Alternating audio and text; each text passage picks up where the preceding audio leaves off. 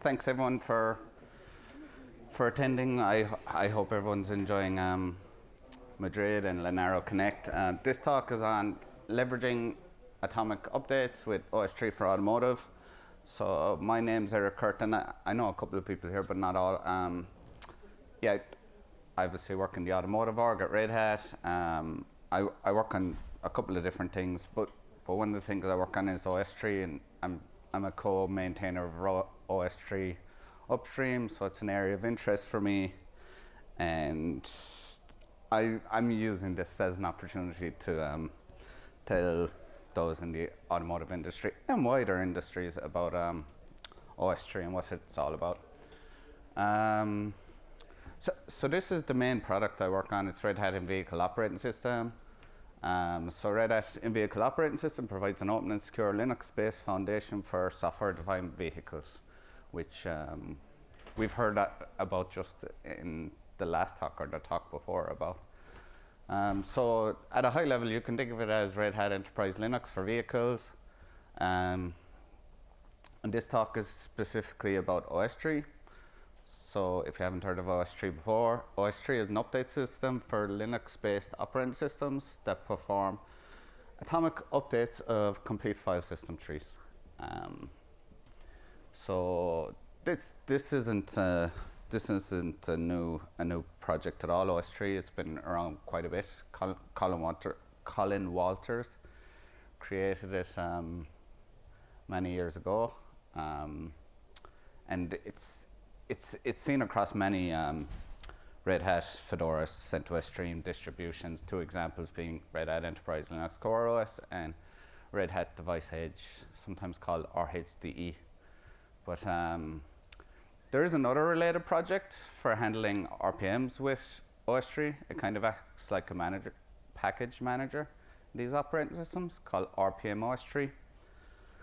I don't cover this in the talk because it's a very useful tool for desktops, etc. But in a vehicle on the road, typically we don't allow people to make local modifications of the base operating system components. Like, I don't know too many drivers on the road that install Emacs on their ECU or this kind of thing. So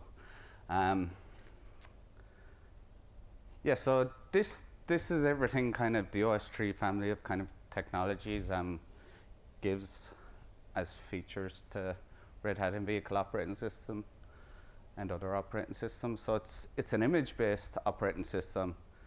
Actually, you'll see in all our products based on OSTree, we're moving more towards this technology.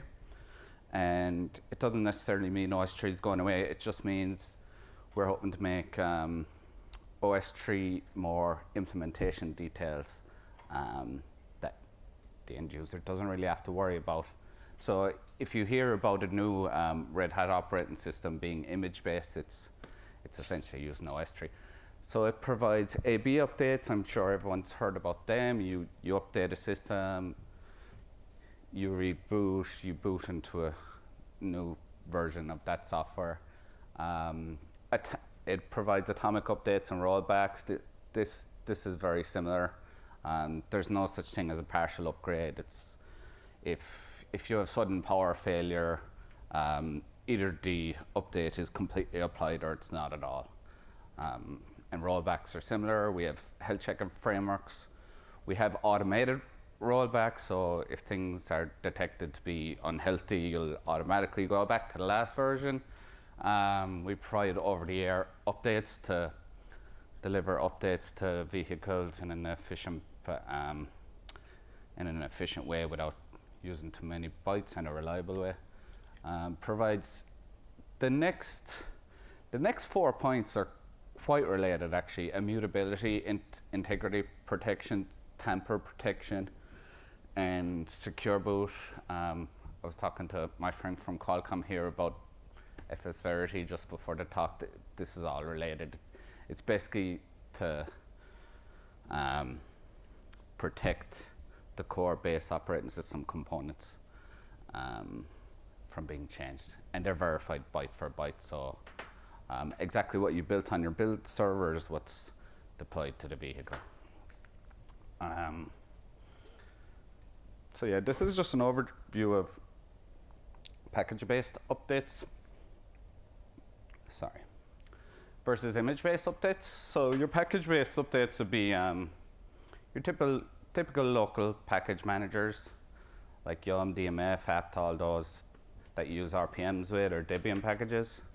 So these run in, so most of these packages are the same. They run some install script on the client. That could run anything. It could run shell scripts, Python, whatever, some random binary as part of the installation procedure. So it has non-deterministic installs and rollbacks, because that's slightly related to the last point. Like when you install an RPM on a system, not every environment is the same, so the installation might not execute in exactly the same way. And because there's kind of very weak versioning, you can't roll back to exactly the version previous. That's not straightforward or deterministic. So there isn't really any firmware bootloader level rollbacks available. What I mean by that is in your typical standard Fedora Debian, if you have a bootloader and you boot an older boot entry, yeah, you might boot the last kernel in a RAMFS, but you won't be rolling back the user space root file system. So this is a nice one in a RAMFS. So yeah, we don't really have mechanism typically in package-based operating systems to secure the root FS with signatures. So that can be tricky. We want all our software signed so we can be verified that a hacker hasn't deployed unsigned software on there somehow. A weakness of this is only day zero install can be accurately tested, because the first image you flash, you know exactly what that is, but after a couple of packages have been installed, you really don't know exactly what's on the operating system on the vehicle. So there's package-based Delta updates. Another advantage, I guess, of package-based upgrades is you typically don't need a reboot, because it's not atomic. So that's kind of an advantage and a weakness. But this is image-based, so the install scripts actually get executed on the build server. So you know exactly what's deployed when you deploy it. Because the versions of the operating system are tracked, there's deterministic installs and rollbacks. There's firmware and bootloader level rollbacks available. So what you'll notice in OSTree, if you have your bootloader and you load an older version, not only do you boot the older kernel, but you boot everything that comes with it. The old version of the root file system, the old inner MFS, everything, the old DTB, whatever it may be. And yeah, installs can be accurately tested with image-based Delta updates, which are slightly more efficient, but it does require a reboot to update. That's just what you need to do atomic switching. Like when you do a system update in your phone of the base operating system component, you download it, you install it, you do a reboot to boot into the new file system 3. OSTree is the exact same in that regard. So Greenboot is our health checking framework. It's a health checking framework that when you update a system, it kind of ensures the new version you boot into is healthy and that we should remain in that version and not roll back. So it can mark a boot as healthy or unhealthy.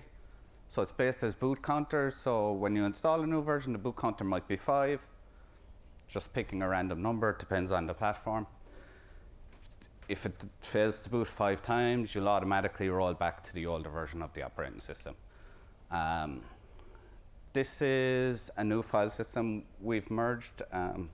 We're actually the first distribution to use this Automotive stream distribution and Red Hat in-vehicle operating system. It's an opportunistically sharing verified image file system. That's a long sentence. So there's more efficiency. There's more shared storage, which better deduplication, and there's lower number of bytes transferred over the air. It utilizes FS-Verity for integrity protection. So basically, you build your image, you sign it with your private keys on your build server using HSMs or whatever. You deploy it. You can't change a single component in the base operating system. If you've heard of dm-verity, it's pretty much the same technology, except this operates at the file system layer, and dm-verity is at the block layer, but you have the same benefits. So it extends secure boot chain of trust from initram to rootfs. In older versions of OSTree-based operating systems, this is also related to FS-Verity. It actually wasn't immutable. We just mounted an ext4 file system as read-only. And if you were smart enough and you got root access, you could just remount that as read-only, and you could actually change things. You might mess up the system a little bit, but it was possible. But because we integrated FS-Verity and ROFS, it's now a read-only file system by design. And because it's FS-Verity, you simply can't do that, because if you did, the kernel will detect you change bits using FS-Verity, and that read will essentially fail. And you must handle that in your application somehow. That's kind of an implementation detail. But this is good. So now we have secure boot all the way down to the root file system. So yeah, this is just a high-level overview of how everything works. So root is a read-only composefs. But of course, some applications need to write things to locations like var. So actually, var is still read-writable. And for automotive, something we do is etc is deployed exactly as it was on the build server. But when we boot, we apply what we call a transient writable overlay FS over the default etc. So you can make changes if you have the correct level of privileges to etc, like some applications like to do. But when you reboot, they don't persist. So you're always booting into the default configuration as seen on your build server.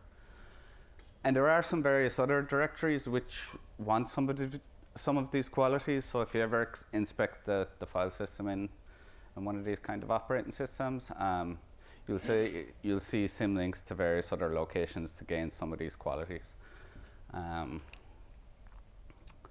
So we have two OTA updates mechanisms documented in our automotive SIG. So the first one is publish an OSTree server. So you build your new version of the image, you set up an OSTree server. It's just a simple HTTP server. And on the vehicle, you run rpm-ostree upgrade. It creates a new root file system tree, and it tells kind of the bootloader, whatever bootloader you're running on, to boot into this new file system tree. So then when you reboot, you boot into the new file system tree and your system is upgraded.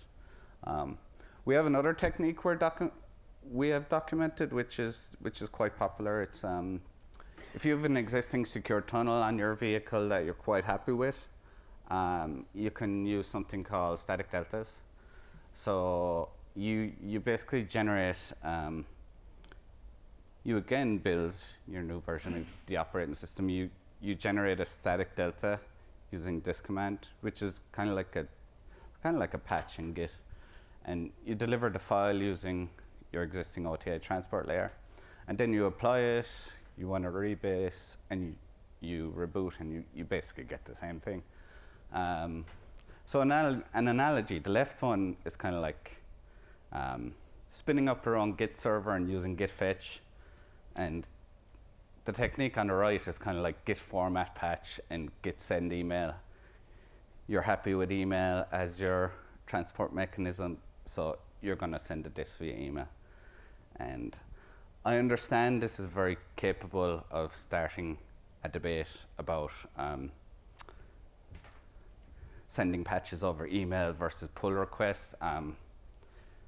We can have that debate over a couple of glasses of sangria if you want. That wasn't the intention. AB updates. So yeah, this is kind of a new feature we added. We didn't really have much support for this in the past, but some ARM boards apply AB updates down to the lower levels of the operating system. So even the firmwares have 2 copies, the bootloaders have 2 copies, and various other components in the stack. So in these partitions, not even file systems exist. They're normally just partitions filled with bytes of binary data. And OSTree can also be used to handle updates at this level. So this was a board we were working on. It basically had AB slots for everything. OSTree has a very similar theory, but instead of switching between separate partitions, you switch between basically directories. So how we made that work is we would deliver the update, including the binary data from the various partitions. So we would set up that new file system tree, like you would in every OSTree operating system. And those files with the random data would be delivered as part of this file system tree. So we would basically check if we're in slot A. If we're in slot A, we'll flash all those files to the B partitions. We'll set a couple of flags in the GPT partition table or whatever it may be to tell the bootloader next time around boot into bootloader B. And we also set up these symlinks to point to the file systems to boot into. So that's what root A and root B are referring to there.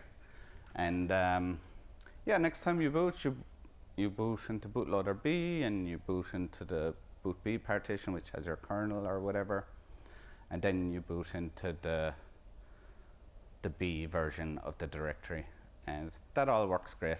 So it's kind of a hybrid between the partition-based AB switching and the directory-based AB switching. So we have this tool, Automotive Image Builder. So this is very useful when you're working with OSTree in particular because it's immutable. You can't change so much. So if you want to change up low-level components, you have to build a whole image. So this is actually a brand new tool. Like we've only hacked on this the last week or two, but this makes it easy to work with and test OSTree stuff. So you basically build a QCow. If you use -- container, it actually pulls down a container of the build environment and builds the whole image in the build environment. You can export QCows in various formats to Flash to automotive boards.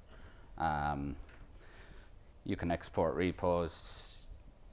You can even build OCI containers. You can do a lot with this. So yeah.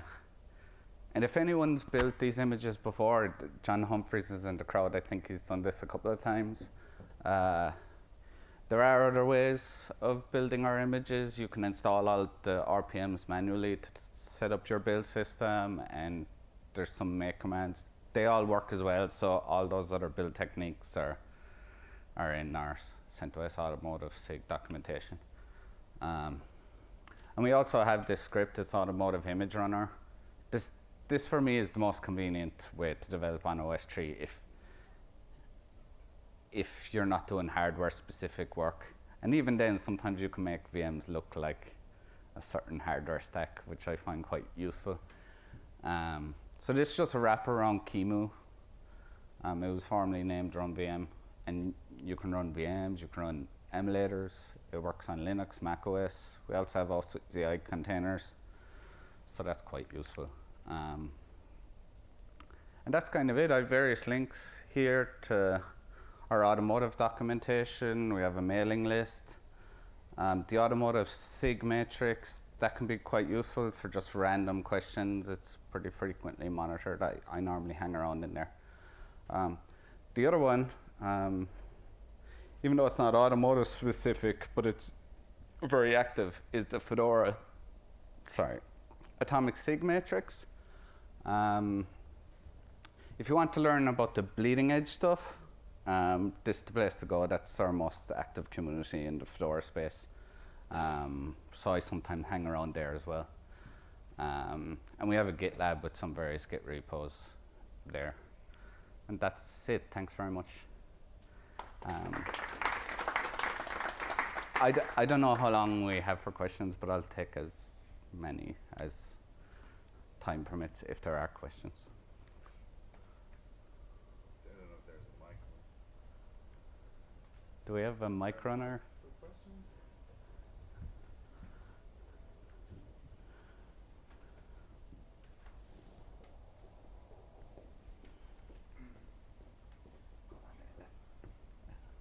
So I guess like, does it work? No. I can repeat the question. No, yeah, all right, that's good. So I think that the one interesting one on the AB on the root file system as well, like you're kind of depending on the Android integration in there is. Yeah. How are we planning on doing kind of that from the more kind of generic standpoint? Like, for example, like we can use instead of Android, like boot images like UKIs and all of that. But then how would would kind of be like the normal kind of integration, like EFI traditional, like non-Android specific? Yeah. So that probably wasn't clear in the slides, but we support is the word I shouldn't use. We're compatible with both. So, for example, yeah, that Android implementation, that was for a board you're very familiar with. But I also got to work in U-Boot has a generic Android implementation, so I tested there, it works great. But yeah, if you have a standard UEFI system, that's even better, because that's the one that we've been compatible with and used for like many, many years now. You brought up UKI specifically. That doesn't work yet, but we're working on it because that's very important for a secure boot chain on UEFI. So yeah, that's definitely in our plans. Yeah.